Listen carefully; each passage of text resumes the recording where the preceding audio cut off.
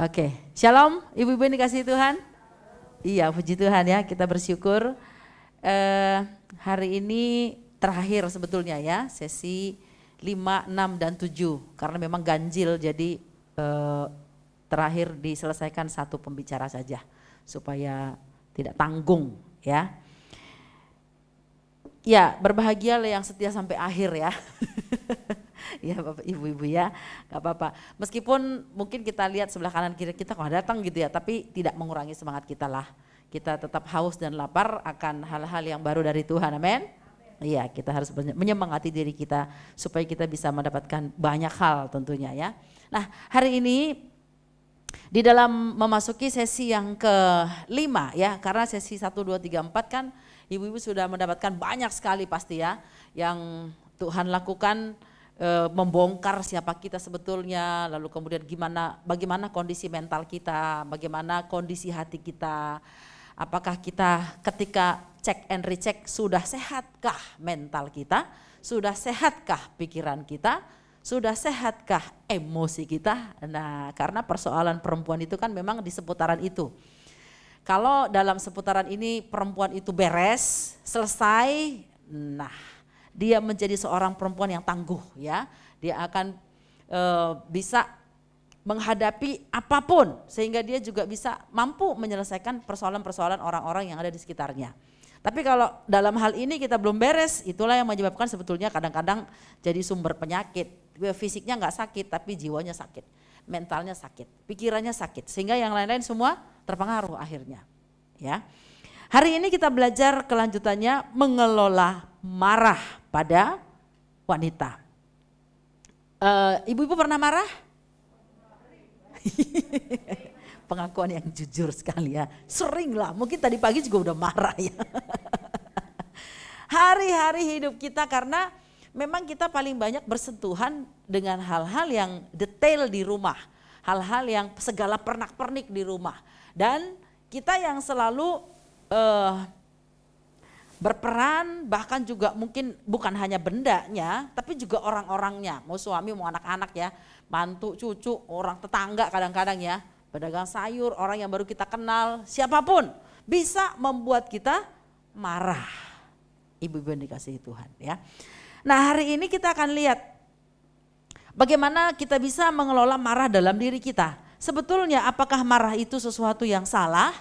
Marah itu sesuatu yang negatifkah? Tidak ya, karena Kejadian 1 ayat 27 firman Tuhan berkata, maka Allah menciptakan manusia itu menurut gambarnya.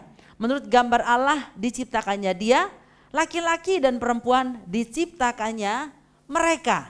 Kita ini gambar dan rupa Allah. Udah kalau gitu Allah pernah marah dong, memang. Ibu-ibu, Allah pernah marahkah? Pernah. Dalam perjanjian lama kita baca bagaimana Tuhan marah kepada bangsa Israel ya. Sehingga mereka itu selama di padang gurun. Sebelum itu Tuhan menurunkan air bah. Tuhan marah ya. Dan itu bukan hanya marah, murka.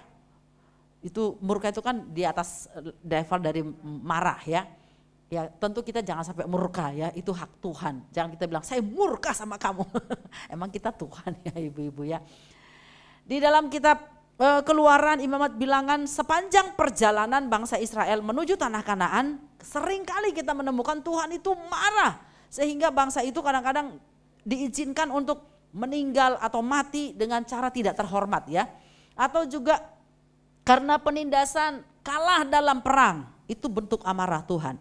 Tapi yang perlu kita tahu, amarah Tuhan itu pasti benar, pasti tidak dosa, pasti tidak salah.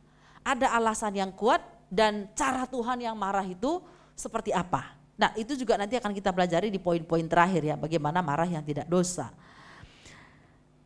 Di dalam diri kita ini ada satu perasaan, ya emosi ya, di mana gejolak jiwa muncul dalam diri kita sebagai satu akibat dari adanya rangsangan, baik dari dalam diri sendiri maupun dari luar. Jadi jangan pikir gini, marah itu pasti penyebabnya luar, belum tentu. Penyebab marah juga bisa dari diri sendiri. Misalnya kita kesel dengan diri kita karena kita rasa kok saya bodoh banget ya gitu misalnya gitu ya. Kita melakukan apa gitu salah gitu ya. Nggak ada orang sih melakukan itu, tapi dari dalam diri kita sendiri. Atau kita nggak bisa menerima kondisi sesuatu yang Tuhan izinkan terjadi yang orang lain nggak tahu, tapi itu terjadi dalam diri kita satu gejolak emosi yang luar biasa. Nah, emosi-emosi ini, perasaan-perasaan ini bisa kemudian akhirnya melahirkan marah. Sebetulnya kan emosi itu bisa dikelola. Kita sudah membahas itu di WCB 2 ya. Bagaimana mengelola emosi yang baik seperti itu. Sebetulnya kalau emosinya terkelola dengan baik, pasti dia akan bisa menata marahnya. Marah yang seperti apa gitu. Sehingga tidak menjadi hal yang berdampak terhadap hal-hal yang buruk. Salah satu bagian dari emosi adalah marah, tentu banyak sisi yang lain ya. Kalau gitu marah itu apa ya gitu kan? Marah merupakan salah satu jenis emosi dari banyak emosi manusia, perasaan normal yang ada di dalam diri manusia yang diberikan oleh Allah. Jadi marah itu kalau masih pada taraf wajarnya itu normal. Coba bilang sebelahnya, marah tuh normal Bu. Amin ya, asal jangan marah-marah gitu ya. Marah sepanjang hari marah terus, ini sih nggak bener ya, itu sudah nggak normal gitu ya. Tapi kadang seringkali marah kita jadi abnormal kan ibu ya. Sampai akhirnya berdampak A, B, C, D, bahkan kita sendiri pun dirugikan pada akhirnya gitu. Ada beberapa pendapat menurut ahli-ahli, ya dua saja yang kita bisa pelajari ya. Menurut C.P. Chaplin, dia mengatakan marah adalah perasaan yang ditimbulkan oleh sejumlah situasi yang merangsang seperti ancaman, agresi atau penyerangan lahiriah, pengekangan diri, serangan lisan, kekecewaan atau frustrasi, dan dicirikan oleh reaksi kuat pada sistem saraf otonomik kita. Jadi waktu kita merespon sesuatu dari pihak luar, itu biasanya itu langsung masuk di pikiran, kemudian memicu perasaan, lalu dampaknya adalah ke saraf-saraf kita. Kalau kita nggak segera atasi, maka dia akan terlampiaskan marah itu, terekspos marah itu, gitu ya. Itu yang dikatakan oleh Chaplin, dan ini sih memang prakteknya gitu sih, faktanya begitu ibu-ibu yang dikasih Tuhan ya. Ini bukan hanya teori sebetulnya. Ada yang lain, Spielberger berkata marah adalah keadaan psikobiologikal emosional yang pada umumnya disertai dengan ketegangan otot dan mengaktifkan sistem-sistem saraf otonom dan neuroendokrin. Makanya kalau marah kita berlebihan, marah kita itu over, bukan hanya tegang sarafnya, bisa-bisa terjadi apa yang namanya stroke. Ya ibu-ibu ya, orang kalau marahnya tuh sudah kelewat batas bisa stroke gitu. Itu sebabnya bukan hanya di dalam kekristenan, dalam Alkitab kita diajarkan bagaimana mengelola amarah, tapi juga termasuk di dunia sekuler ya, terutama terhadap orang-orang yang mungkin punya hipertensi, punya darah tinggi ya. Kalau terjadi marah, nah itu akan bisa jadi terkonek, akhirnya merusak diri kita sendiri. Karena pasti sangkut pautnya ke saraf kita gitu. Jadi apa itu marah? Marah adalah perasaan yang timbul pada manusia dan bisa dialami setiap orang pada saat-saat tertentu. Saat-saat tertentu, bukan sepanjang sepanjang masa ya. Jadi dari bangun tidur sampai mau tidur lagi marah terus. Ini abnormal namanya ya. Dan diekspresikannya bisa secara terpendam. Saya nggak tahu ibu-ibu melampiaskan atau mengekspresikan amarah itu diem, nangis, atau langsung diluapkan. Nah saya nggak tahu. Tapi ada yang memang terpendam. Bisa juga dengan terang-terangan. Bisa berlaku singkat, cepat gitu amarahnya mereda. Tapi bisa juga memakan waktu yang panjang. Akhirnya muncul apa yang namanya kebencian, dendam, kepahitan, dan yang lain-lain. Nah ini yang harusnya tidak boleh terjadi. Ya, itu sebabnya Alkitab akan menuntun kita, mengajar kita bagaimana supaya marah kita itu adalah marah yang cepat selesai, supaya tidak berdampak pada hari-hari perjalanan kita berikutnya. Itu bahkan jadi satu beban nanti buat kita. Ya ibu-ibu yang dikasih Tuhan. Orang pun akhirnya jadi takut bersentuhan dengan kita, takut berteman dengan kita. Karena kita dikenal sebagai pemarah, begitu ya. Apa dampak marah? Ada dua. Ada dampak marah yang merusak, destruktif. Ada dampak marah yang membangun, konstruktif. Oh kalau begitu, kalau ada dampak marah membangun, boleh dong marah. Boleh kan, tadi kita bilang boleh ya. Persoalannya mana nih marah yang membangun itu? Itu yang harus kita hidupi. Marah itu merusak kalau tidak dikendalikan. Kalau tidak dikelola. Kalau tidak di-manage. Marah itu bisa merusak, bukan hanya merusak ya. Merugikan, membunuh orang lain. Bahkan juga bisa membunuh diri sendiri. Orang kalau terlalu marah dengan dirinya, dia bisa bunuh diri loh. Saking marah sama dirinya sampai dia udah gak tahu bikin apa gitu ya. Jadi dia bisa menghabisi nyawanya. Ya, merusak benda-benda. Saya nggak tahu ibu-ibu pernah nggak saking marah begitu akhirnya lempar piring ya, lempar gelas apa saja lah gitu ya. Bisa terjadi gitu. Kalau marah kelewatan kepada anak, anak bisa cedera. Sehingga beberapa kali terjadi penyesalan kan, tapi sudah terlambat gitu. Ada marah yang membangun, ini yang harusnya jadi bagian kita. Marah yang membangun kalau itu memotivasi untuk satu, koreksi diri. Koreksi diri ya. Waktu kita melakukan kesalahan, kita marah pada diri sendiri, ya wajar gitu. Kok kamu begitu ya? Kok kamu sampai sebodoh itu melakukan itu? Koreksi diri, akui gitu. Ya memang kita salah, kita juga perlu kadang-kadang marah sama diri sendiri, jangan cuma marah sama orang lain ibu-ibu ya.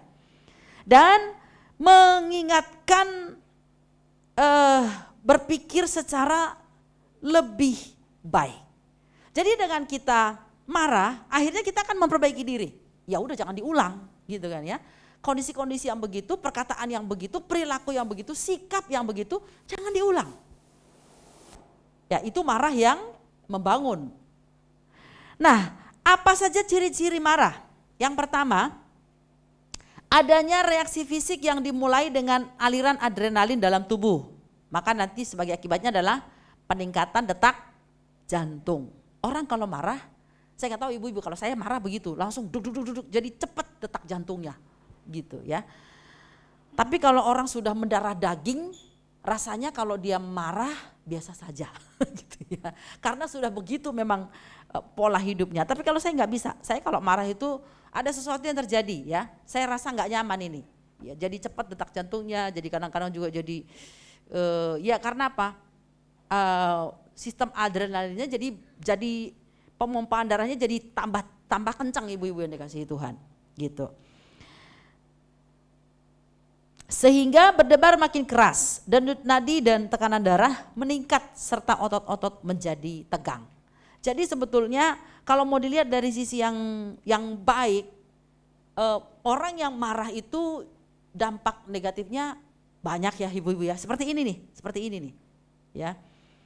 Kalau kita ada di posisi ini, itu sangat tidak nyaman buat kita sendiri. Orang lain mungkin nggak tahu kita sedang marah. Itu sebabnya saya kadang-kadang bilang pada anak-anak murid yang saya ajar ya, saudara kalau dimarahin tinggal terima marahnya doang. Paling saudara jengkel udah. Tapi yang marah itu nggak enak. Dia harus mengatur strategi pikirannya, kata-katanya, mengelola emosinya, supaya marahnya itu bisa tersalur dengan baik. Dan setelah itu dia harus mengelola lagi emosinya. Nggak enak. Di pihak orang yang marah paling nggak enak. Kalau boleh pilih saya mendingan dimarahin. Ya ibu-ibu ya. Daripada saya yang marah-marah gitu loh ya. Tapi kalau situasi di sekitar kita akhirnya memancing, memicu kita harus marah pun kita harus bisa mengelola dengan baik. Memanage dengan baik sehingga tidak sampai merugikan diri sendiri atau orang di sekitar kita. Yang kedua, ciri marah adanya reaksi kognitif. Jadi terjadi sesuatu di pikiran kita, terjadi sesuatu di otak kita. Di mana kita mengekspresikan atau memikirkan tentang hal yang membuat kita marah. Itu sebabnya saya pernah dengar salah seorang senior lah ya, Bapak Rohani sudah meninggal sekarang. Dia bilang begini, kalau marah itu jangan sampai ke hati marahnya gitu ya. Udah marah di mulut udah gitu, tapi itu susah loh, susah ibu-ibu ya. Gimana marah nggak sampai di hati, nggak sampai di pikiran. Nah tapi itu yang harus kita latih, harus kita kelola. Supaya marah kita jangan sampai di pikiran dan di hati kita. Karena nanti kalau terjadi seperti itu biasanya berhentinya lama. Itu bisa berkelanjutan. pihak yang paling dirugikan adalah diri kita sendiri. Contoh, misalnya kita berpikir bahwa hal yang sedang terjadi pada diri kita adalah karena kesalahan orang lain. Karena ketidakadilan yang kita terima. Karena tidak patut orang lain melakukan itu pada kita. Bukan kita yang salah, bukan kita yang berbuat, tapi kita yang kena dampak. Nah itu biasanya kita akan marahnya over gitu ya. Enak aja, bukan saya membela diri akhirnya, tapi membela dirinya dengan cara marah. Ya. Nah ibu-ibu, itu reaksi kognitif. Makanya perlunya menjaga pikiran kita ini. Menjaga mindset kita. Supaya kalau kita lihat sesuatu hal atau kita rasakan suatu hal yang harusnya bukan kita yang ngalamin. Bukan kita yang harus menerima dampak itu karena itu bukan perbuatan kita. Coba dikelola pikiran kita dan berkata waktu itu terjadi, bisa contoh-contoh ya. Kalau kita di jalan lah paling gampang ya, di jalan.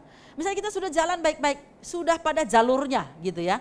Tiba-tiba ada orang nyelonong. Dia nyelonong, dia yang marah. Gitu ya.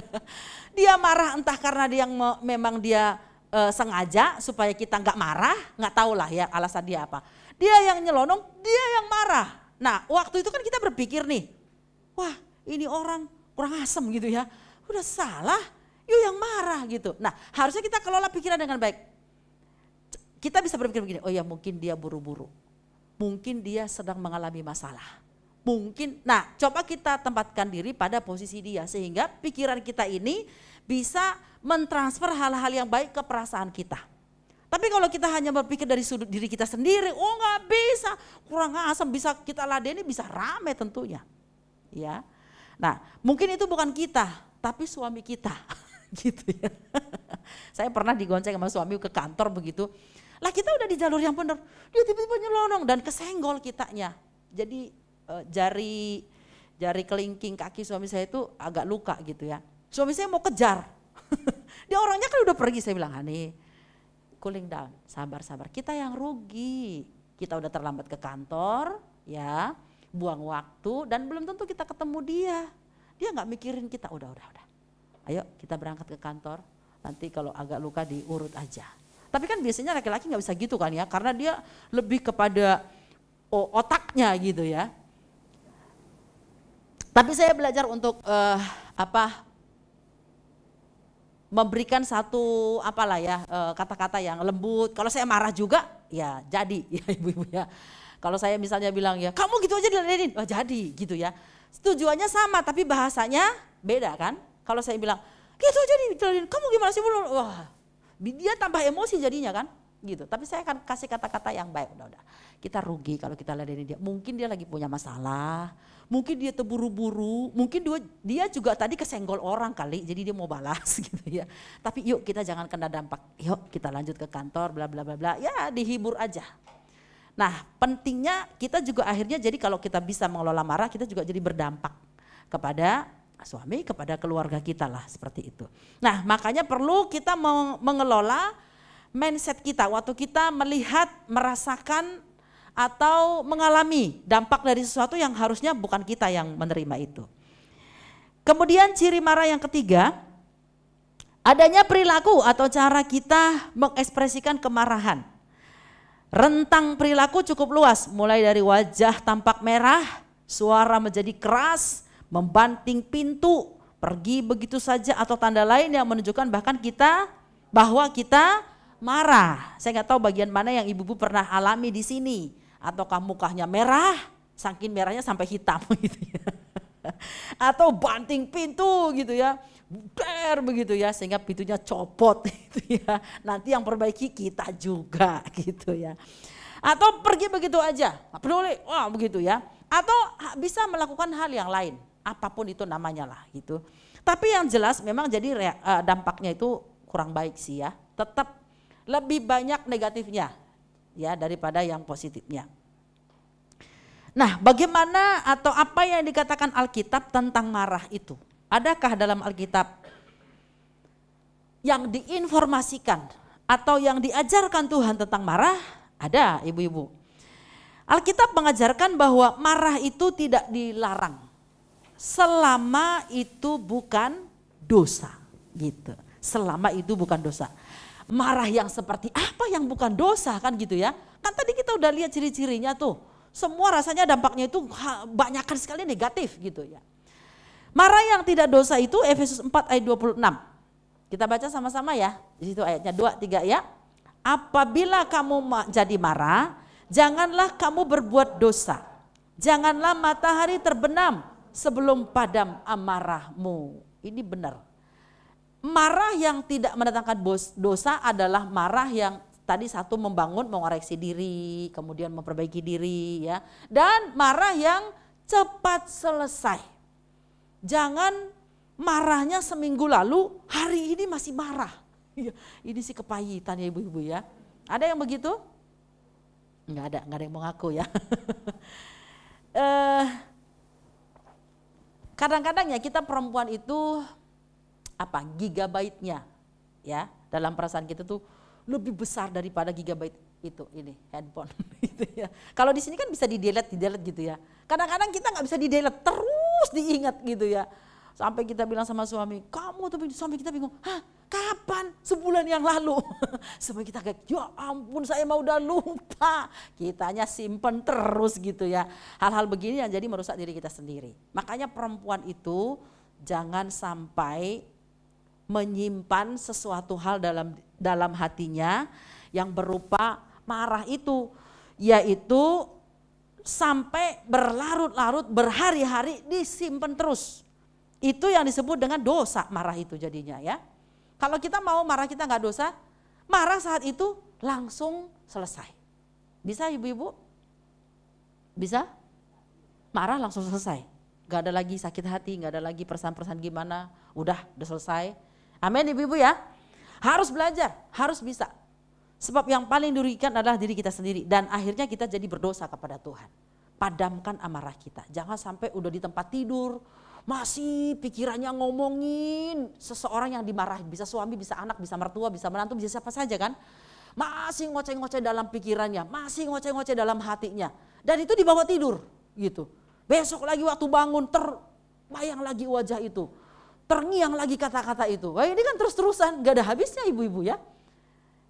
Ya, yang ngomong di depan ini pernah ngalamin begitu, kadang-kadang masih begitu. Tapi begitu muncul saya bilang, Tuhan dalam nama Yesus segala pikiran-pikiran yang bukan dari Tuhan aku tolak dalam nama Yesus. Gantikan dengan pujian, gantikan dengan penyembahan kepada Tuhan. Ya, karena apa? Kita mengampuni, kita memaafkan, tapi di alam bawah sadar kita, di memori kita itu kan ada. Nggak bisa dihapus ibu-ibu ya, karena namanya memori gitu ya. Tapi kita bisa menjadikannya sebagai satu hal yang biasa saja gitu. Sudah dimaafkan. Tapi kalau masih terngiang, lalu kemudian rasa muncul otot kita jadi tegang, kemudian jantung kita jadi berdebar cepat gitu. Itu berarti belum, masih marah berarti, masih marah. Kita yang harus menyelesaikannya dengan menggantikannya dengan memperkatakan firman Tuhan, dengan menaikkan puji-pujian kepada Tuhan, ya, membuangnya jauh-jauh. Kemudian marah yang menjadi dosa apabila tidak dikontrol, tidak dikuasai. Dalam Yakobus 1 ayat 20 firman Tuhan berkata, kita baca sama-sama. Sebab amarah manusia tidak mengerjakan kebenaran di hadapan Allah. Betul sekali. Amarah kita tidak mengerjakan kebenaran di hadapan Tuhan. Tapi kalau marahnya itu seperti marah Yesus, gimana dong? Yesus kan marah ketika bait Allah dijadikan sebagai tempat berjual beli gitu kan ya. Tempat orang arisan di situ ya, berdagang. Lalu Yesus marah saat itu. Marahnya juga sampai banting-banting ya. Sampai banting-banting meja-meja katanya gitu, menunggang balikan kursi-kursi katanya gitu. Tapi Yesus marah hanya saat itu. Besok-besok dia nggak marah lagi kan, sudah selesai saat itu juga ya. Dan itu mengerjakan kebenaran di hadapan Allah karena Yesus marah demi membela kebenaran gitu ya. Ibu-ibu, kalau kita melihat anak-anak kita atau siapalah begitu ya, ketika beribadah bermain-main, ketika dalam hadirat Tuhan bermain-main, kita harus marah. Ini nggak benar ini. Itu yang namanya marah untuk kebenaran. Kita harus kasih tahu, nggak boleh seperti itu. Jangan diulang seperti itu. Atau kalau kita lihat ada atau anak kita atau siapalah bohong, harus dimarahin. karena itu karakter yang merusak dia. Tapi kalau mereka melakukan sesuatu hal yang tidak sengaja, misalnya nyenggol apa begitu ya, pas bunga atau jatuh pecah, itu kan gak sengaja Bu. Ya nggak usah marahnya sampai ke bunuh itu mahal ya, belinya juga pesen-pesen, hancur ya ilah, itu kan barang fana gitu ya. Dan itu nggak menyangkut kepada karakter dia karena tidak sengaja. Marah yang begini tidak mengerjakan kebenaran. Untuk apa gitu kan ya. Tapi kalau yang tadi masalah ibadah, masalah karakter, memang harus dimarahin. Tapi juga jangan berlarut-larut. Sudah selesai saat itu juga sudah, ibu-ibu yang dikasihi Tuhan ya. Supaya marah yang kita lampiaskan itu marah karena memang marah ilahi. Marah karena Tuhan yang taruh itu di hati kita seperti marahnya Yesus. Marah dalam Alkitab dapat dikelola, dapat dikendalikan. Amsal 29 ayat 11, firman Tuhan berkata apa? Orang bebal melampiaskan seluruh amarahnya, tetapi orang bijak akhirnya meredakannya. Ibu-ibu pernah lihat nggak orang itu mengekspresikan marah sampai begitu rupa dan dia tidak bisa berhenti. Tapi ketika ada orang yang bijak datang, dia yang akan memadamkan amarah orang ini. Bisakah kita memadamkan amarah suami? Bisakah kita memadamkan amarah anak? Atau amarah siapapun di sekitar kita? Atau jangan-jangan kita malah goreng, tahu goreng ya? Dikasih bensin sekalian gitu ya, jadi nyala gitu. Ini sih bukan anak Tuhan ya, anak hantu kayaknya ibu-ibu ya. Kita harus datang sebagai orang bijak yang bisa memadamkan pertengkaran itu, memadamkan amarah itu. Walaupun mungkin pihak yang dirugikan kita juga sih, kita juga yang kena dampak begitu. Tapi sebagai anak Tuhan yang dituntun Roh Kudus, yang dikendalikan Roh Kudus, maka buah kesabaran akan muncul ya. Buah pengendalian diri akan muncul seperti itu. Nah, bagaimana mengelola amarah supaya amarah kita itu mengerjakan kebenaran dan akhirnya dia membangun. Akhirnya dia bisa memberikan dampak-dampak yang baik pada diri kita maupun pada orang lain. Yang pertama, menyadari dan mengakui bahwa kita memang dalam keadaan sedang marah. Enggak usah menyangkali. Kita enggak bisa bilang, enggak saya enggak marah. Nadanya aja udah marah gitu ya. Bilang aja, iya saya memang marah. Marah karena A, B, C, D. Kamu enggak benar begitu. Ya. Akui saja, saya memang marah. Ataupun kadang-kadang ketika kita berdoa, seperti Daud ya. Dia marah, dia jengkel, dia curahkan semua perasaannya kepada Tuhan. Dia akui dengan jujur. Ibu-ibu pernah waktu berdoa mengakui bahwa ibu-ibu marah? Saya sering. Misalnya saya marah sama anak, saya marah sama anak murid. Saya berdoa, saya bilang Tuhan saya marah sama anak ini Tuhan. Aduh Tuhan saya marah, saya bilang begitu. Saya ungkapkan semuanya. Tapi saya mau belajar untuk mengerti dia. Saya mau belajar untuk memahami dia. Jadi jangan hanya saya marah Tuhan, biar Tuhan hajar dia. Ya enggak lah ibu-ibu ya, enggak begitu. Tapi saya mau belajar memahami dia. Ini bentuk pembentukan Tuhan juga buat saya supaya saya makin dewasa menghadapi orang. Dan mengelola amarah, tahu seberapa besar kadar marah kita. Jangan melampaui batas, jangan over. Kalau marah itu over, itu yang tadi bisa merusak, bisa akhirnya sampai pada taraf membunuh orang lain, ya, mencelakai orang lain, atau bahkan bisa merugikan atau melakukan hal-hal yang berdampak buruk pada diri sendiri. Ibu-ibu pernah nggak lihat orang saking marah sama dirinya, dia ambil tuh pisau silet, dia potong-potong tangannya. Sudah nggak berasa gimana, mungkin kesurupan ini ya ibu-ibu ya. Tapi itu, jadi hal yang sangat tidak baik, tidak benar bisa terjadi dan bisa ditunggangi oleh setan.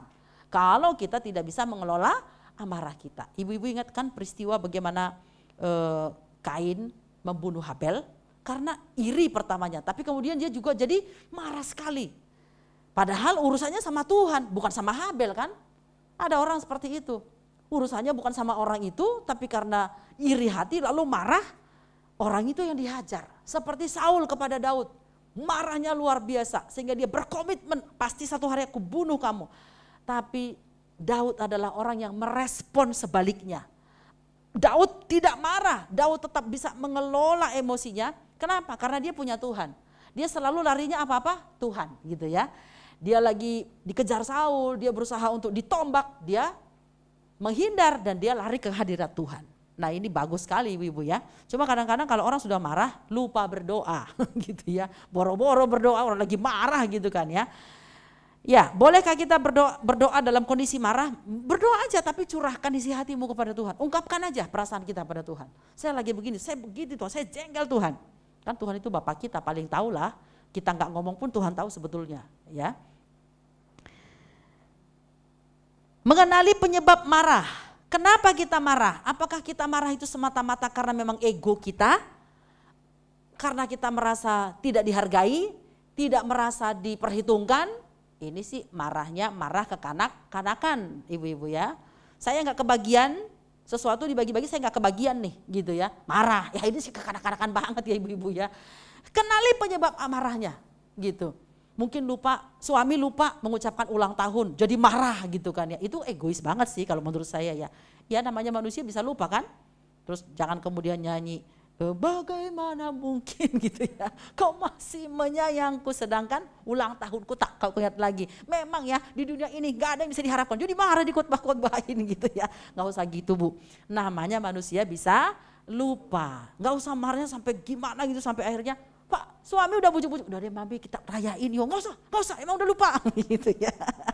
Segitu, ya itu sih penyebab marahnya sangat kekanak-kanakan. Tapi kalau penyebab marahnya seperti tadi karena bohong ya, karena kebenaran, karena apa ya memang harus supaya orang-orang di sekitar kita bisa terbentuk karakternya. Jadi benar, jadi baik gitu. Kalau kita nggak marah, wah jadi rusak semua orang-orang ini Bu. Bisa-bisa kita nanti pada akhirnya mengalami dampak yang lebih buruk lagi. Kalau waktu anak-anak kita nggak hajar kata firman Tuhan ya, hajar anakmu dengan rotan, tapi jangan mengingini kematiannya.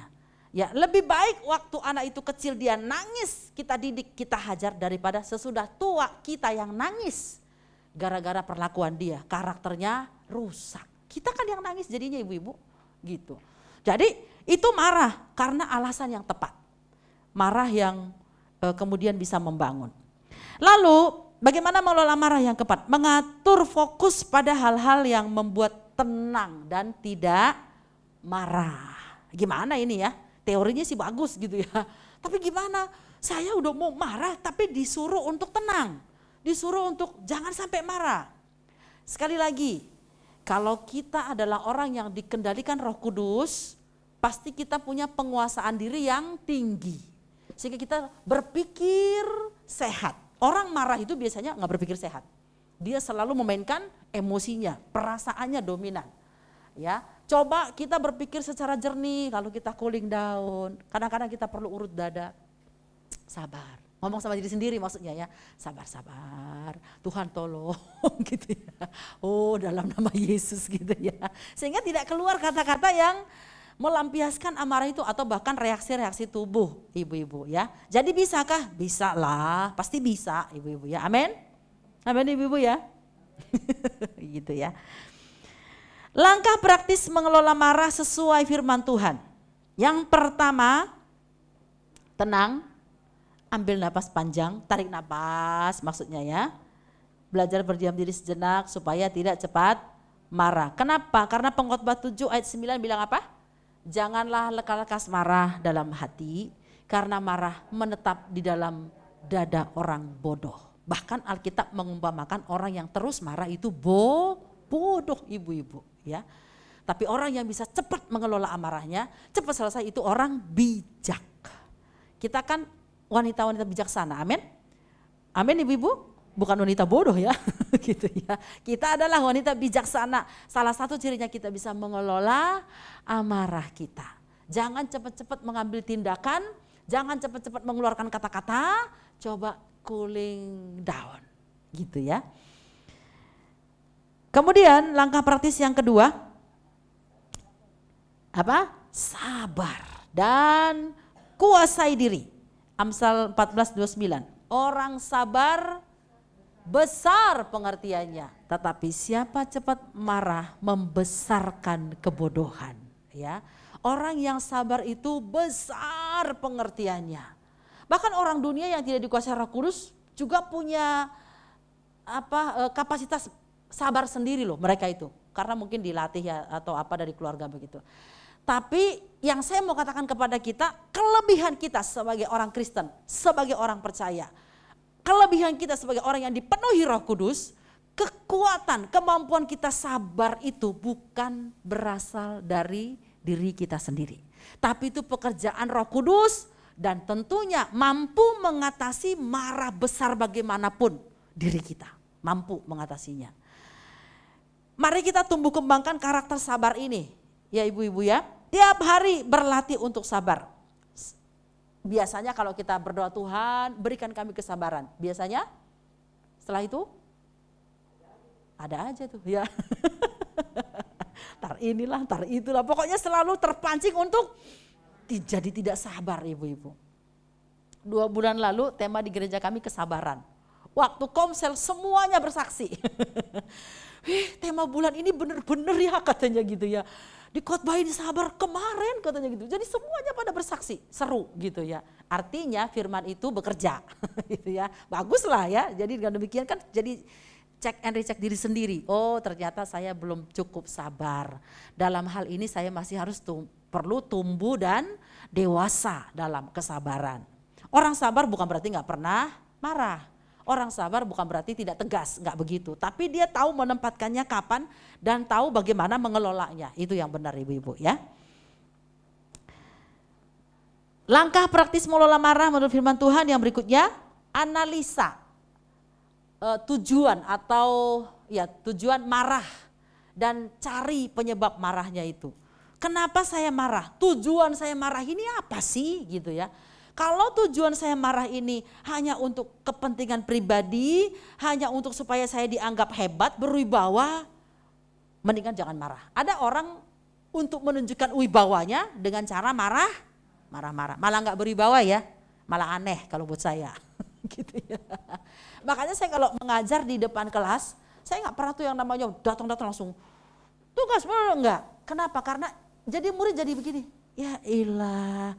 Kalau mau dihargai nggak usah gitu kali. Nah bisa begitu kan pikiran mereka ibu-ibu ya. Natural aja, biasa aja. Dan kata-kata kita yang tegas cukup kok ya. Membuat mereka mengerti gitu. Tapi ada orang saking mau berwibawa dengan cara marah-marah. Malah bukan berwibawa, malah aneh. Malah aneh jadinya. Itu. Motivasi marah kita sekali lagi harusnya untuk kebenaran. Efesus 4:31 kita baca, segala kepahitan, kegeraman, kemarahan, pertikaian dan fitnah hendaklah dibuang di antara kamu. Demikian juga kejahatan. Jadi kemarahan itu harus diapain? Dibuang. Yang dibuang itu biasanya apa sih? Sampah, kotoran dibuang ya. Jadi itu akan membuat kita jadi tidak bisa memancarkan keharuman Kristus. Malah jadi hidup kita jadi kalau itu sampah itu jadi bau tentunya ibu-ibu ya. Makanya tadi saya bilang orang yang suka marah-marah temennya pasti dikit. Kalaupun ada yang berteman mujizat itu. Gitu ya. Karena marah melulu, di mana-mana marah gitu ya. Sewaktu tuh marah aja. Dibuang kata firman Tuhan ya. Kenapa Tuhan suruh kita buang? Karena itu bisa menjadi penyakit buat diri kita. Bisa mendatangkan hal-hal yang buruk bagi diri kita. Langkah praktis yang berikutnya, ekspresikan marah kita tanpa kata-kata kotor. Ya, tanpa kata-kata pedas, tanpa fitnah. Kolose 3:8. Kita baca, tetapi sekarang buanglah semuanya ini, yaitu marah, geram, kejahatan, fitnah, dan kata-kata kotor yang keluar dari mulutmu. Berkata-kata dengan berpikir dulu yang jernih. Jangan sampai sudah ngomong nyesel kemudian. Saking marahnya asal keluar aja juga kata-katanya. Dalam hubungan suami istri kadang-kadang saking marahnya sampai keluar kata-kata pisah aja gitu kan ya. Cerai aja, marah itu. Setelah itu nyesel, siapa suruh ngomong begitu ya. Tapi itu bisa terjadi ibu-ibu bagi orang-orang yang tidak punya manajemen untuk amarahnya. Ada satu mungkin ini anjuran ya atau sebagai hal yang positif yang kita bisa teladani. Kalau mau marah sama anak, waktu kita sudah mau mengeluarkan kata-kata yang keras atau kita mungkin saking emosi mau pukul gitu ya. Coba hitung mundur 10. 10 tuh banyak loh, 10 detik berarti ya. 10, 9, 8, tentu ngitungnya jangan 10, 9, 8 gitu ya. Makin mundur, makin turun nada kita. Harusnya gitu kan ya. 10, 9, 8, lama-lama 1, udah kecil suaranya. Beda dengan, kamu dengar gak mama ngomong? 1, 2, wah itu pasti tuh. Biasanya kata-kata yang kasar keluar, ikut juga bereaksi tubuhnya, fisiknya biasanya, ibu-ibu. Iya, mengelola amarah itu sebuah proses sepanjang kita kehidupan. Karena apa? Kita pasti akan diberhadapkan dengan orang-orang yang selalu saja melukai emosi kita, menyinggung perasaan kita, dan kita selalu terpancing untuk marah. Tetapi sebagai wanita ilahi yang healthy mind, healthy me, sehat jiwanya, sehat mental, sehat pikirannya, dia tidak akan menjadi ceroboh dalam hal mengekspresikan amarahnya. Enggak ya ibu-ibu ya, dia akan sangat hati-hati. Terlebih karena mereka-mereka ini adalah orang yang dikendalikan oleh Roh Kudus, dimampukan Roh Kudus. Slide terakhir, jadi marah yang benar, yang pertama adalah marahlah pada orang yang tepat. Jangan satu orang yang salah, seluruh ruangan, seluruh peserta dimarahin. Sehingga orang yang tidak berbuat berpikir, ih aneh sekali nih orang gitu ya, gak bikin apa-apa kena marah gitu ya. Pada orang yang tepat dan dengan kadar yang tepat. Jangan melampaui batas. Tadi saya sudah mengatakan contoh orang kalau ada yang menyenggol pas bunga jatuh atau sengaja berbohong. Dalam dua bentuk kasus ini tingkat marah kita harus beda ibu-ibu ya. Tingkat marah kita harus beda.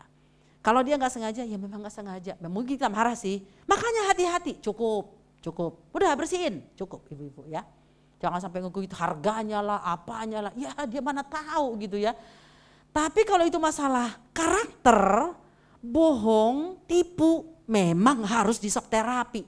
Supaya bertobat dan tidak berkelanjutan.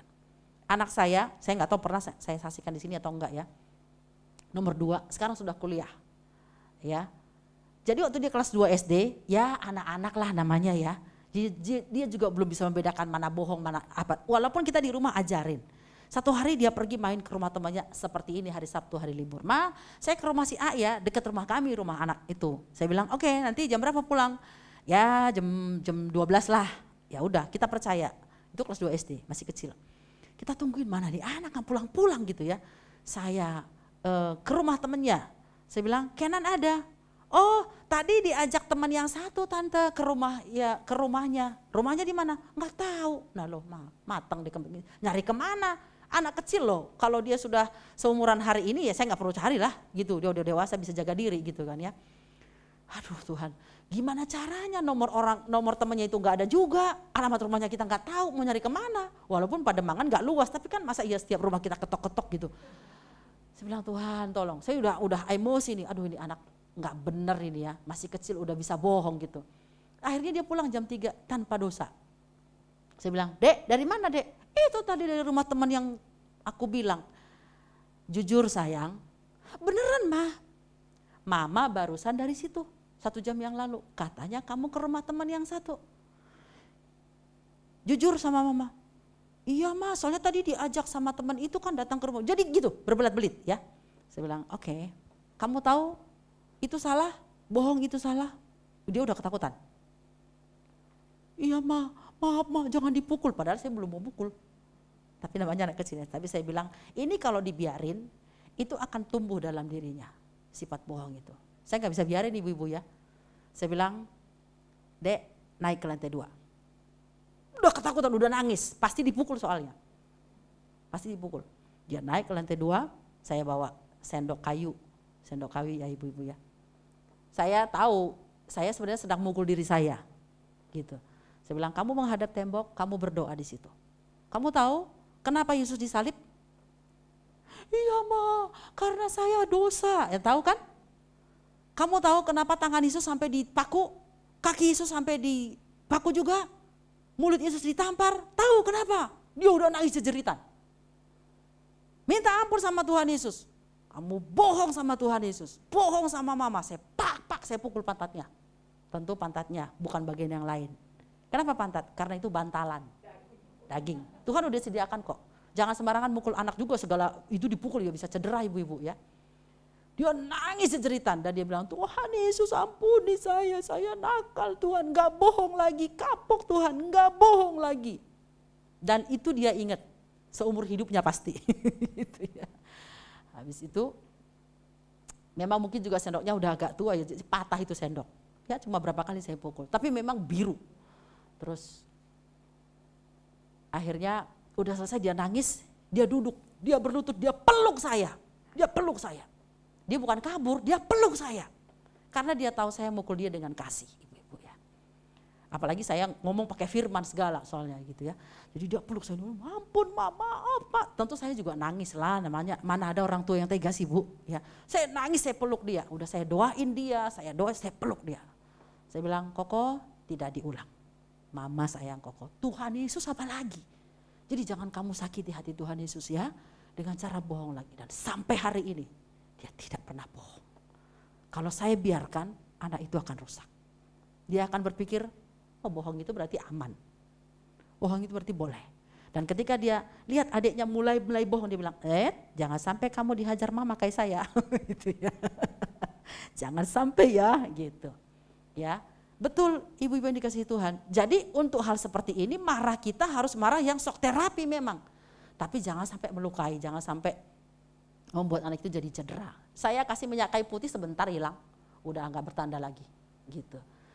Makanya kita harus bedakan mana marah kita yang betul-betul memang ini tujuan untuk membangun, mana yang marah ya udah cukup dikasih ketegasan udah, gitu.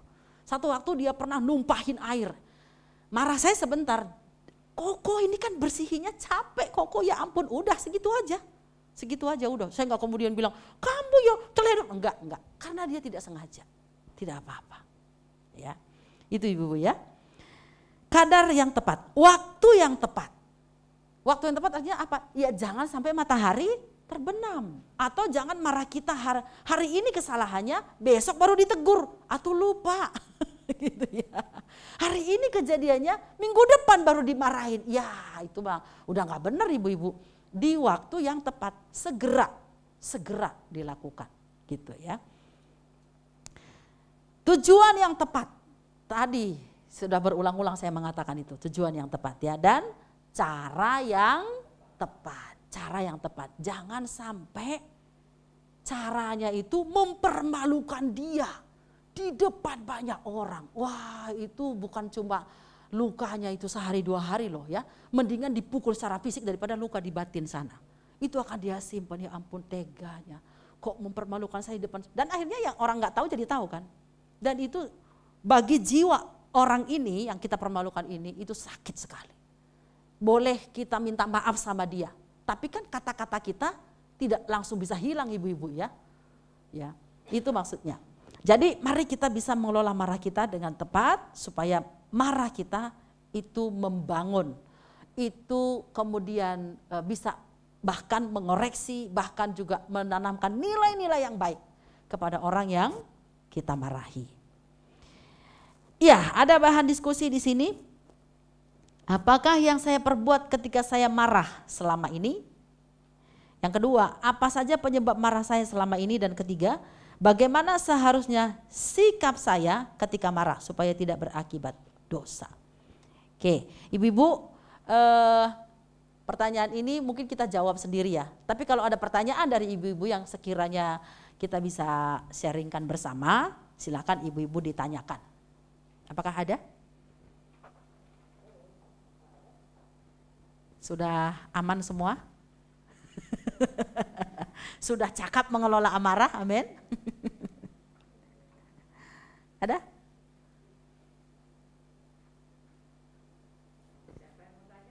Silakan.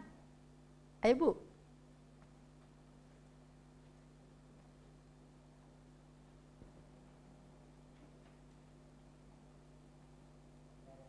Enggak ada yang nanya.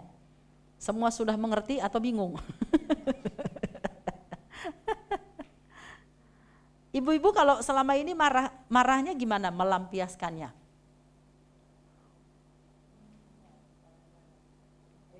Bagaimana? Mengungkapkannya gimana marah itu? Ngomel ya. Ya biasanya ibu-ibu gitu sih ya. Ngomel gitu ya. Gitu. Yang lain selain ngomel?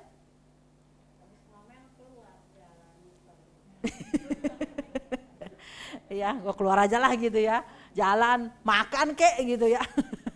Atau belanja gitu ya. Wah, ada yang lain? Ada yang diem aja kalau marah?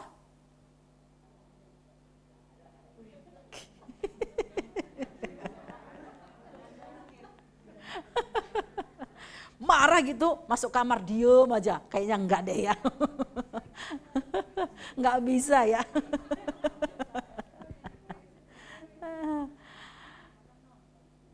Nonton gitu ya. Iya, memang marah itu harus ada solusinya. Tidak bisa kita pendam karena berbahaya. Ya, tidak boleh juga. Itu secara medis pun tidak disarankan ya. Marah lalu diem dipendem. Bahaya soalnya. Bisa-bisa langsung 5:30 gitu ya. Langsung miring gitu ya. Atau stroke itu tadi, stroke gitu. Harus diekspresikan tapi dengan cara yang benar. Dengan cara yang benar ya. Kita berkata, berdoa. Gimana berdoa lagi emosi misalnya gitu ya.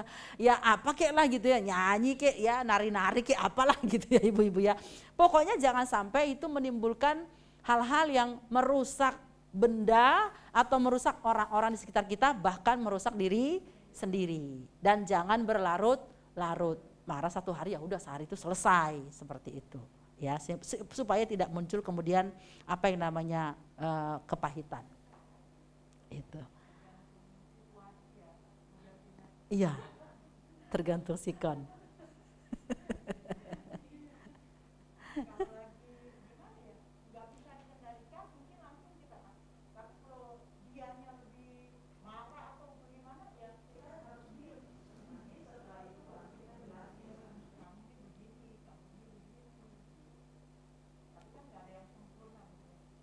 Betul.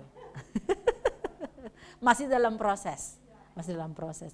Jadi kalau suami kita marah, baiknya kita dengerin aja. Dengerin. Jangan kita timpalin. Nggak ada yang mau ngalah gitu ya. Kalau dia marah kita menjelaskan gitu kan ya. Kita menjelaskan. Tapi ini ideal banget sih. Biasanya nggak terjadi begitu sih. Biasanya kita lebih marah gitu ya.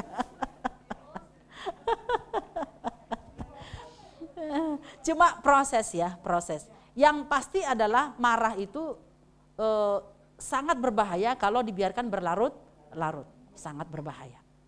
Dan dilampiaskan ke benda-benda tertentu. Janganlah ibu-ibu ya udah beli mahal-mahal dibanting gitu kan ya. Ada salah seorang ayah saking jengkel ngelihat anaknya main handphone terus, dirampas handphonenya, dibanting. Padahal dia yang beli tuh handphone. Mahal lagi. Mau nggak mau dia mesti ganti. Kan keperluan sekolah. Ya siapa suruh. Masa handphone nggak salah dibanting ibu-ibu ya. Nah ini marah yang tidak tepat ya. Yang dimarahin siapa, yang kena sasaran siapa gitu kan. Ya itu nggak benar tentunya.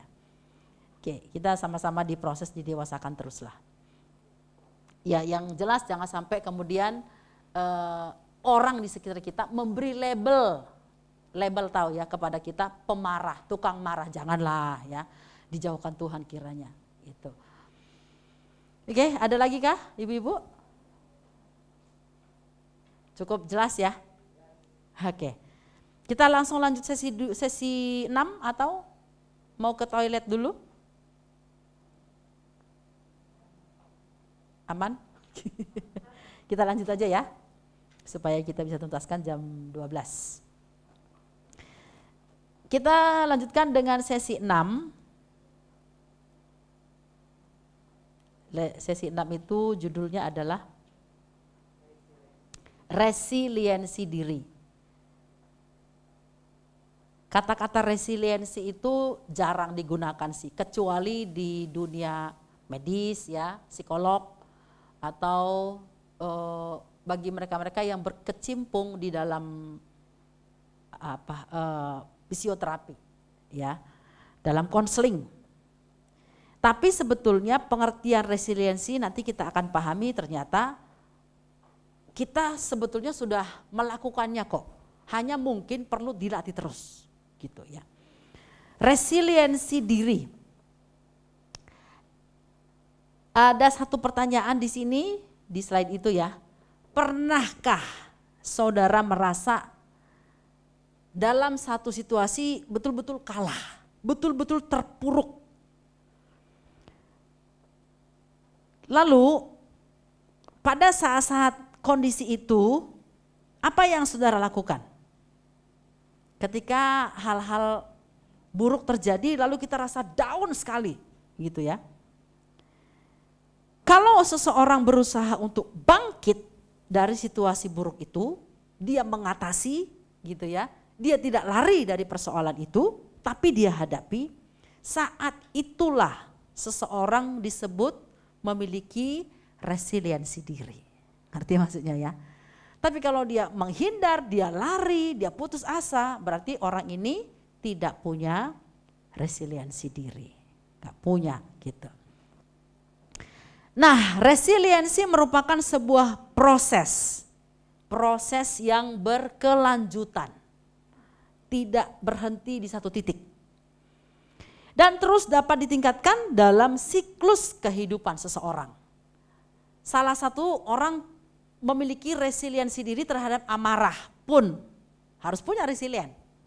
Ya, jangan kita dikendalikan oleh amarah gitu kan ya. Kita yang harus mengendalikan amarah. Kalau begitu, apa sih pengertian resiliensi diri dalam bahasa yang mudah, dalam bahasa yang gampang kita mengerti?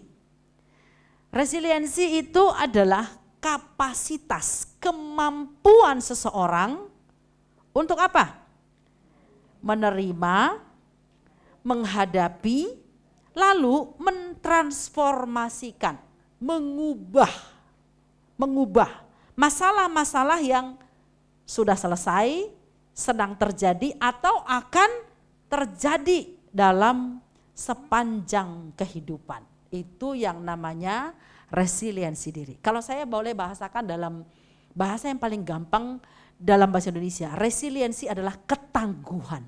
Ketangguhan. Jadi kesanggupan kita menghadapi beban berat, ketertekanan apapun kita tangguh. Ya gitu ya. Wanita tangguh kurang lebihnya begitu. Wanita yang punya resiliensi diri. Ada 7 unsur, 7 komponen. Seseorang yang punya ketangguhan diri atau resiliensi diri menurut Karen Reifich dan Andrew Said. Ini adalah pendekatan yang paling pas ya. Ada juga pendapat yang lain, tapi ini pendapat yang paling pas. Tentu orang-orang ini adalah orang-orang yang berkecimpung di dunia kesehatan, terutama secara emosi, ibu-ibu ya. Yang pertama adalah regulasi emosi, pengaturan emosi, manajemen emosi. Yang kedua, kendali atau kontrol terhadap impuls. Impuls itu apa? Dorongan ya, dari dalam diri sendiri. Kadang-kadang kita nggak punya ketangguhan diri bukan karena faktor luar, tapi karena faktor dari dalam diri kita sendiri, gitu ya. Yang ketiga, optimisme. Yang keempat, kemampuan menganalisa masalah. Next, yang kelima, empati.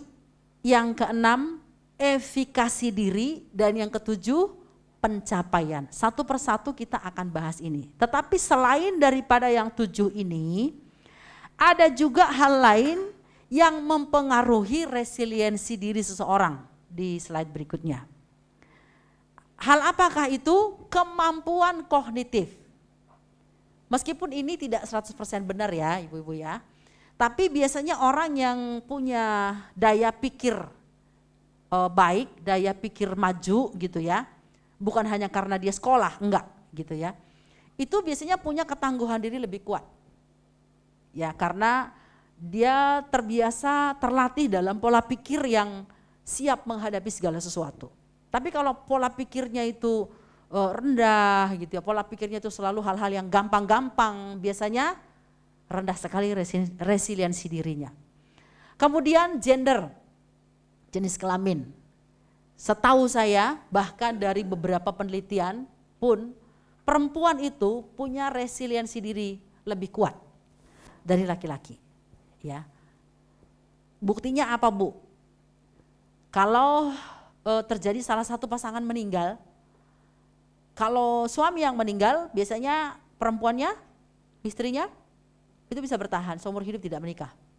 Berarti dia punya resiliensi diri yang kuat, dia tangguh gitu.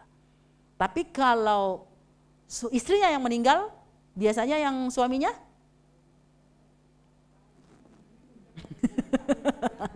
nggak nyampe setahun ya, artinya tanahnya aja belum kering gitu ya. Itu cepet. Kenapa? Bukan karena memang dia hanya berdasarkan nafsu seks, enggak. Tapi resiliensi dirinya sangat rapuh, sangat rapuh. Ya memang kan perempuan itu penolong ibu-ibu ya. Jadi tetap dia butuh penolong seperti itu. Ya.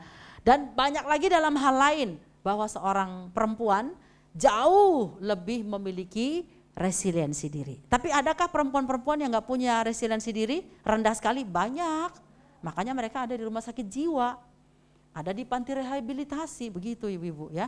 Ada di jalan-jalan begitu, ada yang berpakaian malah jadi aneh-aneh, berperilaku aneh-aneh, narkoba dan lain sebagainya.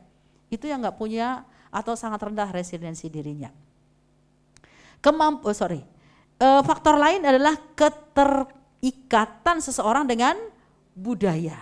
Ada suku tertentu, daerah tertentu yang menanamkan dalam diri kelompok masyarakatnya harus punya ketangguhan yang kuat.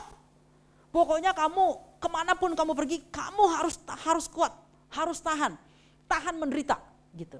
Tapi ada yang enggak, terbiasa dimanja.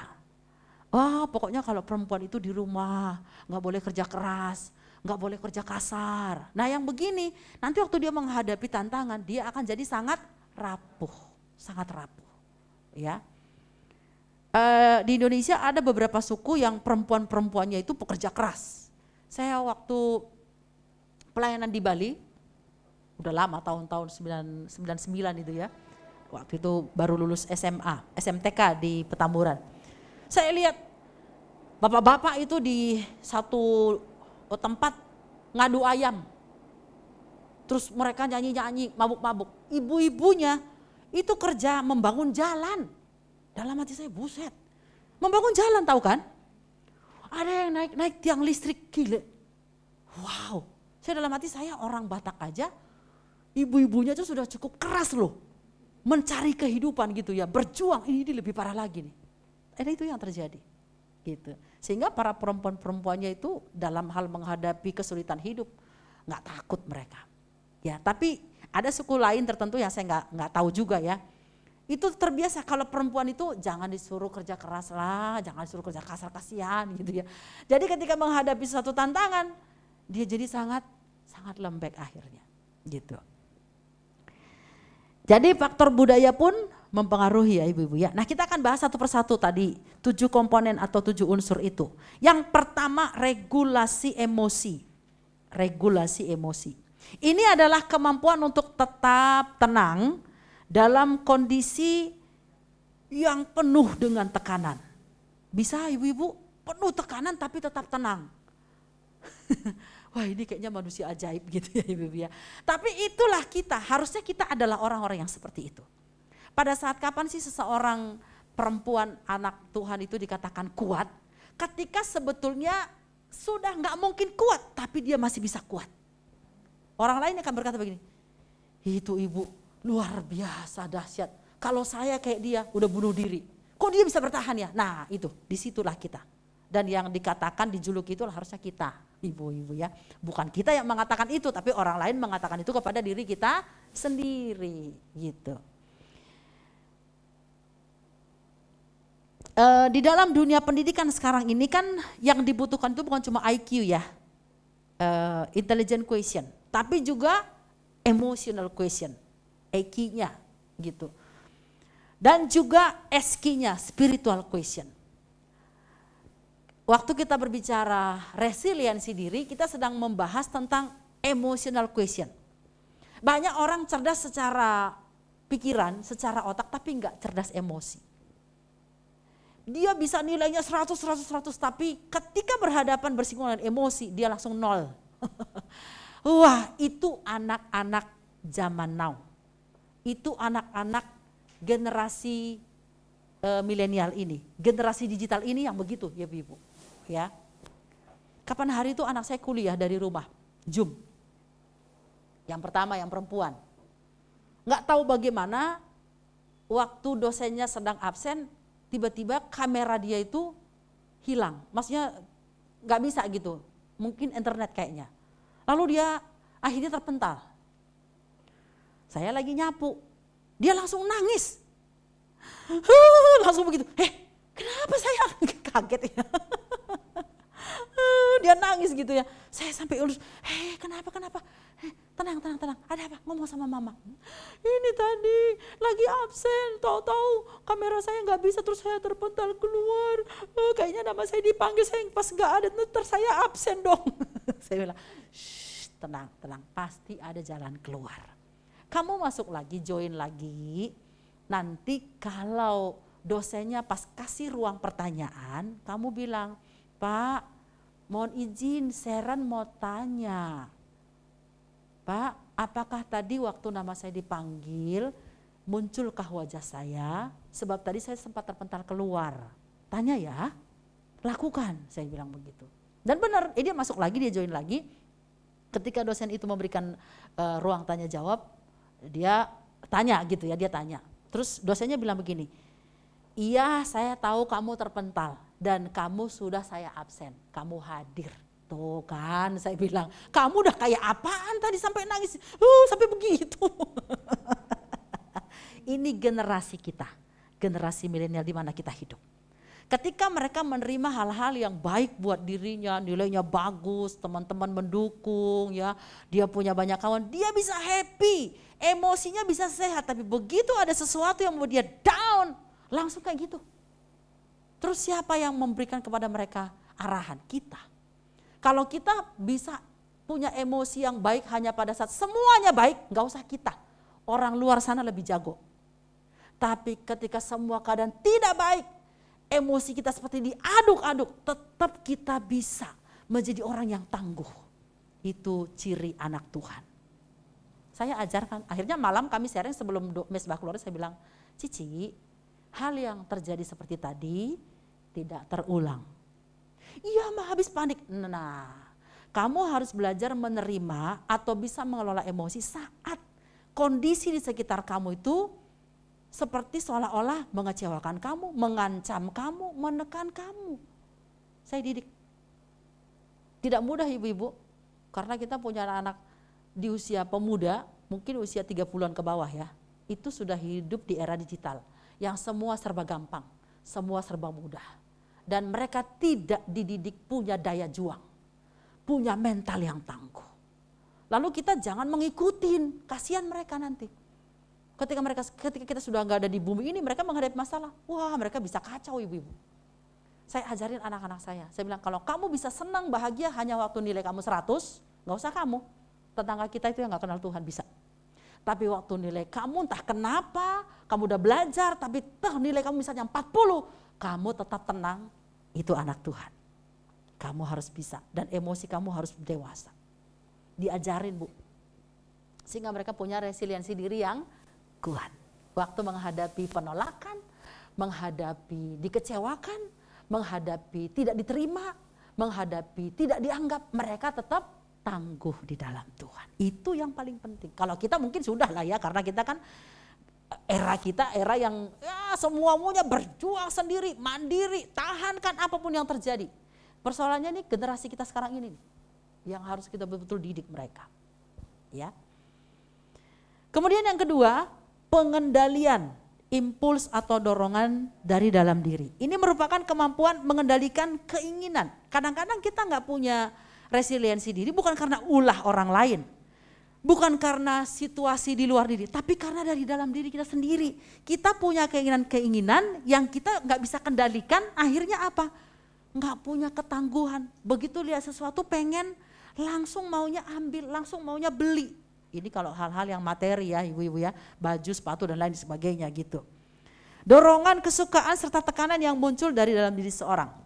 Pribadi dengan pengendalian impuls yang sangat rendah, apa-apa maunya keinginannya semua diikutin, itu juga akan berpengaruh bahwa dia tidak punya ketangguhan diri. Orang yang punya ketangguhan diri, dia bisa memanage keinginan, memanage emosinya, memanage pikirannya. Perlu apa enggak ya? Mendesak apa enggak ya? Kalau enggak mendesak, enggak usah. Paham maksudnya ibu ya? Kita kalau ngelihat sesuatu, kalau sekarang kan mungkin kita enggak ke mall ataupun kalau ke mall. Tapi kan di handphone kita ini banyak sekali Tokopedia segala macam gitu ya. Muncul tawaran-tawaran. Waktu kita buka Google aja muncul di situ sepatu, beli satu, gratis satu, plus ini, plus itu. Bisa nggak kita punya ketangguhan diri? Bagus nih, keren nih. Begitu dipesan, datang barangnya. Ya ilah rongsokan, siapa suruh? Ibu-ibu ya. Akhirnya numpuk tuh barang-barang yang dari Tokopedia dan segala macam, nggak dipakai karena tidak sesuai, tidak real pick gitu ya, nggak sesuai dengan gambar, buang duit 100.000, 200.000, murah sih, sesuai dengan barangnya nggak ada kualitasnya ibu-ibu ya. Orang yang gampang tergoda dengan hal-hal begini tidak punya resiliensi diri atau rendah resiliensi dirinya. Harusnya apa? Lewatin aja, udah tahu pasti bohong. Udahlah, mendingan lihat langsung dengan mata kepala. Pergi aja kalau memang perlu gitu kan ya Bu ya. Gitu. Yang ketiga, optimisme. Seorang yang punya resiliensi diri adalah orang yang optimis, punya harapan masa depan, percaya dia bisa mengarahkan hidupnya kepada hal-hal yang baik, kepada hal-hal yang berguna untuk pencapaian-pencapaian yang lebih besar lagi. Orang yang punya resiliensi diri itu tidak gampang menyerah, tidak gampang putus asa, tidak gampang down ibu-ibu. Dia selalu punya harapan, dia akan berpikir pasti bisa, masih ada kesempatan, saya akan coba lagi. Ini orang yang optimis. Harusnya itu kita hidupi supaya kita bisa mengimpartasi kepada seisi rumah kita. Gitu. Jadi jangan apa-apa, udahlah, udah gak mungkin lah. Terhadap hal-hal yang positif maksudnya ya. Udah memang kamu segitu, udah ya kapan majunya. Harus berani belajar mencoba sesuatu yang baru yang bahkan itu mungkin buat kita rasanya nggak mungkin. Tapi kalau dikasih kesempatan bersama dengan Tuhan, saya bisa. Amin ibu ya. Yes, saya orang yang menyukai tantangan. Kadang-kadang di tempat saya mengajar itu dikasih mata kuliah baru yang saya sama sekali nggak paham sebetulnya. Tapi begitu ditawarkan saya pikir ini kesempatan, ini peluang. Sekaligus saya akan mendapatkan hal-hal yang baru. Saya bilang saya terima. Tapi setelah itu saya kan harus berjuang. Karena tidak ada modulnya, saya harus bikin sendiri, cari sendiri. Tapi dengan begitu saya jadi dapat banyak hal. Ada untung-untung lain yang banyak yang saya bisa alami. Kalau saya nyerah, aduh saya nggak punya materi itu. Aduh saya nggak bisa, ya Kak, dikasih kesempatan nggak ditangkap, ya udahlah cari guru yang lain kan gitu Bu. Akhirnya hilang tuh kesempatan. Tapi orang yang optimis, dia selalu akan berpikir, saya pasti bisa bersama dengan Tuhan. Amin ibu-ibu ya. Lagu kita berkata apa? Ku tak akan menyerah pada apapun juga sebelum ku coba semua yang ku bisa. Semua yang, dan Tuhan tidak akan memberikan kepada kita hal-hal pekerjaan-pekerjaan yang tidak mampu kita lakukan. Pasti Tuhan sudah takar kemampuan kita Bu. Ya. Yang keempat, empati. Mencerminkan seberapa baik individu mengenali keadaan psikologis dan kebutuhan emosi orang lain. Orang yang punya resiliensi diri tidak egois, tidak hanya berpusat pada diri sendiri, karena dia sendiri sudah tangguh, maka dia akan berusaha untuk menjadi berkat bagi orang-orang yang perlu ditolong, yang perlu dipulihkan, perlu didoakan, perlu didampingi. Ibu-ibu percaya nggak sih, di sekitar kita ada banyak perempuan-perempuan yang bahkan di dalam Tuhan pun sebetulnya mereka sedang dalam keadaan yang hancur hati. Banyak loh Bu, banyak.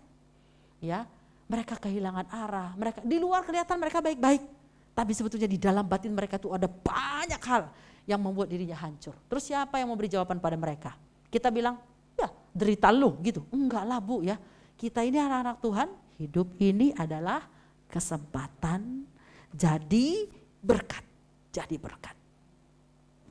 Yang kelima, analisis penyebab masalah. Kemampuan seseorang untuk secara akurat, secara benar, tepat mengidentifikasi penyebab dari permasalahan orang lain, ya. Bukan lagi pada dirinya tapi kepada permasalahan orang lain.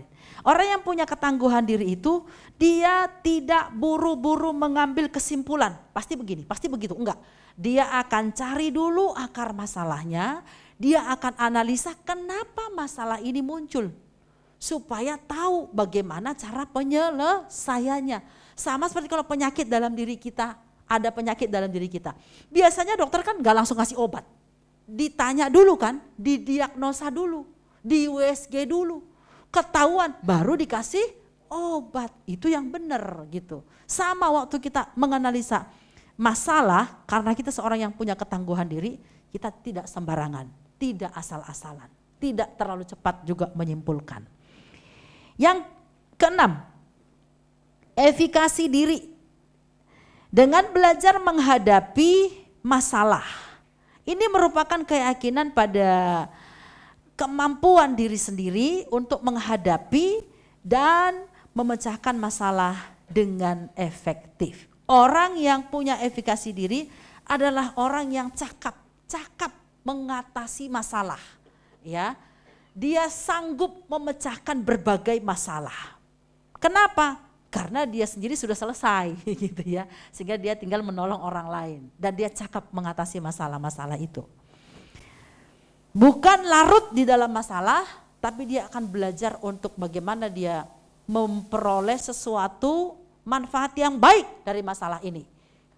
Nilai positif apa sih yang mau Tuhan nyatakan lewat masalah ini? Gitu ya. Kalau Tuhan izinkan sesuatu terjadi, kayaknya ada berkat di baliknya. Amin ya Ibu? Jangan langsung lihat masalah momok, menakutkan, kenapa saya? Enggak. Ada apa ya di balik masalah ini? Berkat apa yang Tuhan sediakan ya? Surprise apa, kejutan apa ya di balik masalah ini? Nah, orang ini adalah orang yang punya resiliensi diri. Ya Ibu-ibu, oh kalau hidup kita kayak gini sih pasti kita enjoy menjalani hidup ya. Oh ada masalah, pasti ada berkat lah di balik masalah itu. Ayo kita maju, ayo kita optimis, pasti begitu Bu. Ya, jadi tidak akan down, tidak akan mengurung diri, apalagi sampai kemudian melakukan hal-hal yang tidak benar. Gitu. Yang ketujuh, peningkatan aspek peningkatan aspek positif. Resiliensi merupakan kemampuan meliputi peningkatan aspek positif dalam hidup kita. Ya, mampu melakukan dua aspek yang baik. Yang pertama, mampu membedakan resiko yang realistis dan tidak realistis.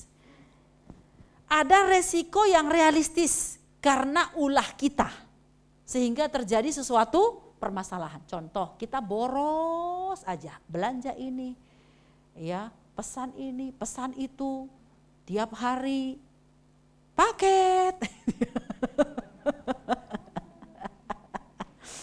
Akhirnya tengah bulan minus. Belum gajian, masih 10 hari lagi udah minus gitu kan.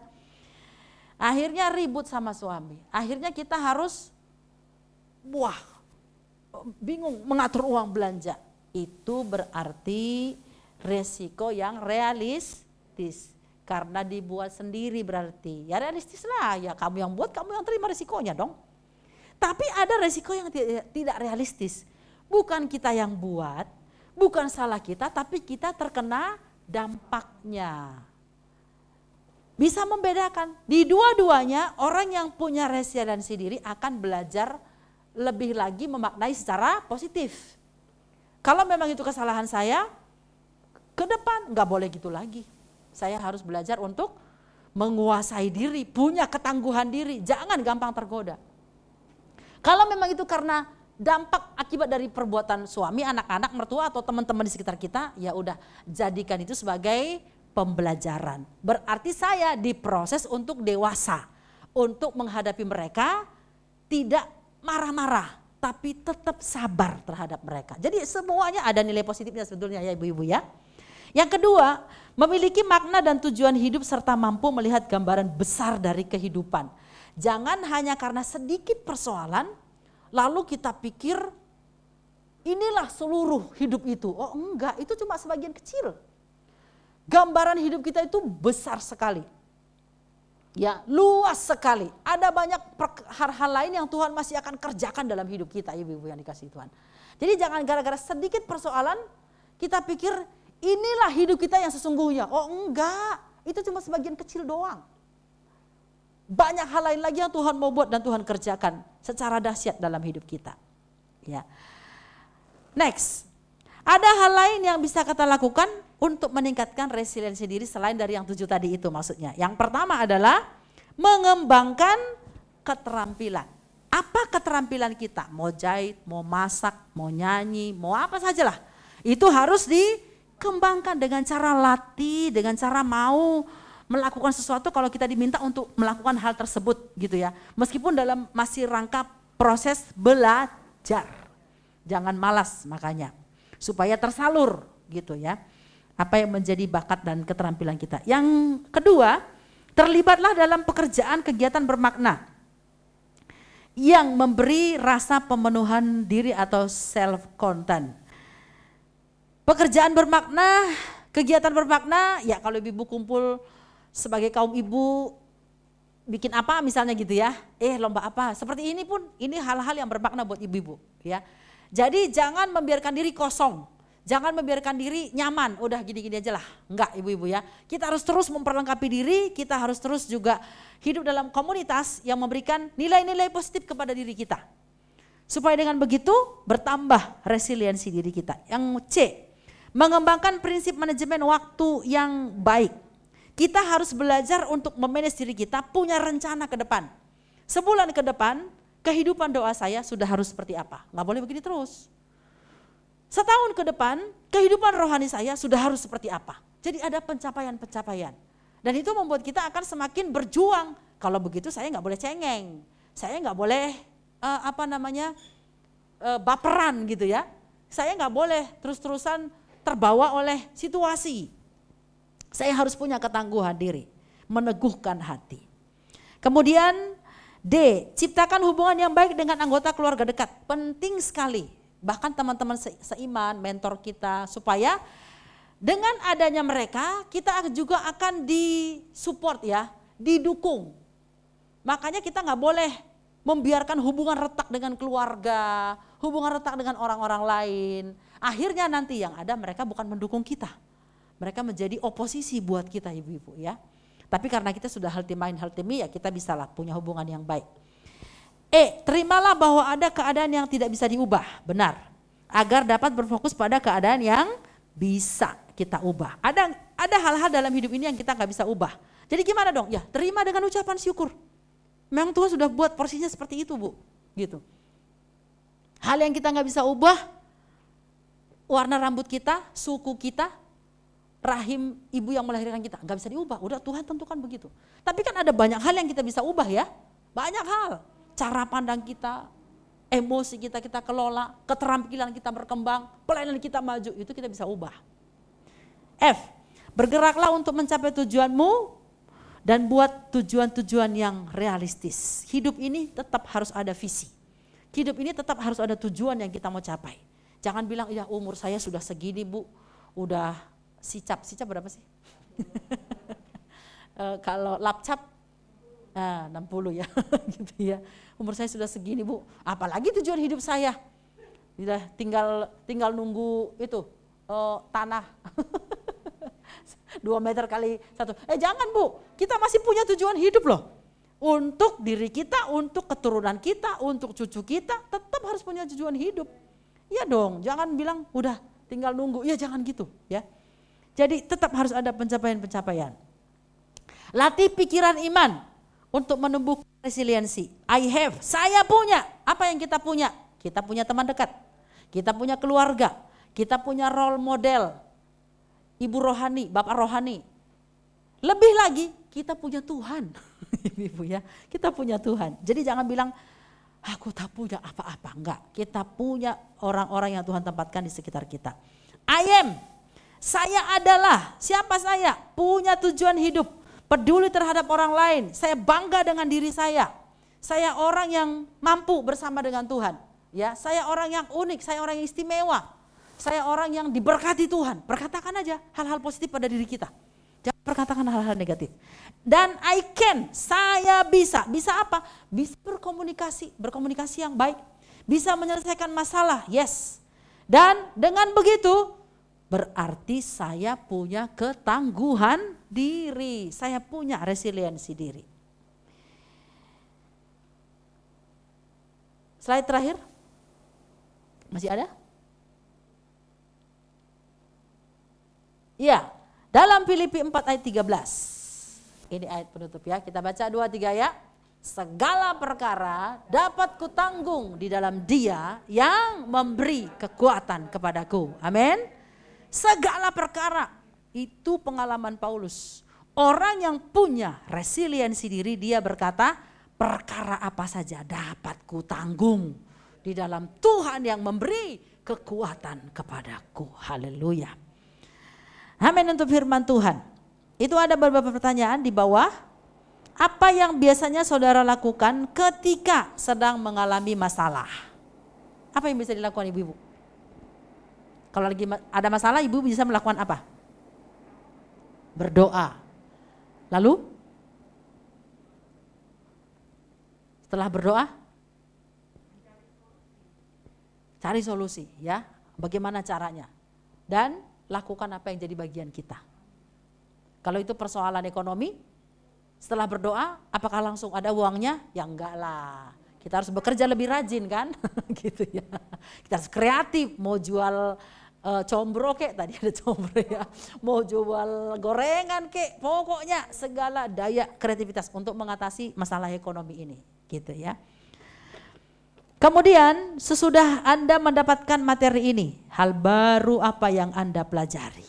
Kita jawab masing-masing ya, itu ya Ibu ya. Menurut Anda bagaimana keadaan resiliensi diri Anda? Itu pun evaluasi bagi diri kita. Aduh kayaknya masih rendah, tapi gak apa-apa, puji Tuhan karena sudah dapat firman hari ini. Saya sedang-sedang, saya kayaknya sudah mulai tinggi dan saya akan teruskan. Nah, yang jelas resiliensi diri sangat penting bagi seorang anak perempuan Allah, wanita Allah. Supaya dia bisa menjadi jawaban bagi orang lain di sekitarnya. Dengan begitu kita menjadi wanita yang cakap dan berdampak. Amin untuk firman Tuhan. Haleluya. Kita tutup dulu dengan doa ya sebelum kita lunch dan persembahan ya. Mari kita berdoa. Ibu-ibu yang diberkati sesi ini, baik sesi 5 tadi tentang mengelola amarah dan juga sesi ketangguhan diri, kita akan serahkan hidup kita kepada Tuhan, kita akan berdoa bersama-sama. Ibu-ibu yang rindu lebih cakap lagi mengelola amarah, lebih lagi punya resiliensi diri di dalam Tuhan, boleh taruh tangan kirimu di dada, angkat tangan kananmu tinggi-tinggi kepada Tuhan. Mari kita sama-sama berserah diri kepada Tuhan. Kita percaya Tuhan yang menolong kita. Roh Kudus memampukan kita. Haleluya, haleluya. Angkat tangan kananmu. Ya namata karalama satta kayarama shinaralamu. Ya Bapa, dalam nama Yesus, Kau lihat setiap kami anak-anak perempuanmu. Tidak ada yang tersembunyi di hadapanmu. Engkau tahu hati kami, Engkau tahu jiwa kami. Engkau Engkau tahu emosi kami Tuhan hari ini saat ini. Kalau ada di antara kami yang belum mampu mengelola amarah, masih seringkali di luar batas, bahkan kadang-kadang menjadi merusak, berdosa karena kami menyimpan amarah itu, bahkan sampai sudah lewat matahari terbenam. Kami mohon belas kasih-Mu turun atas setiap kami. Ampuni kami Tuhan, darah Yesus menyucikan kami, darah domba Allah membasuh kami. Turun pengampunan Allah di hati kami.